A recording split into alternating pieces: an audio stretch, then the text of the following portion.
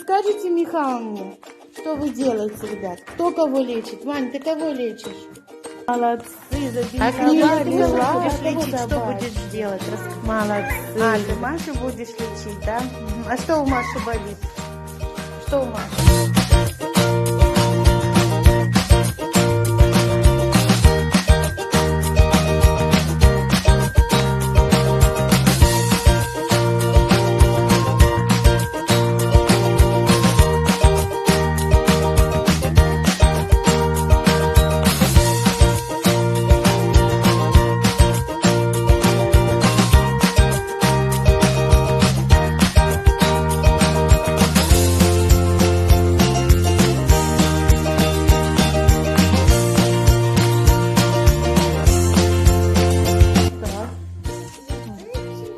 Вот.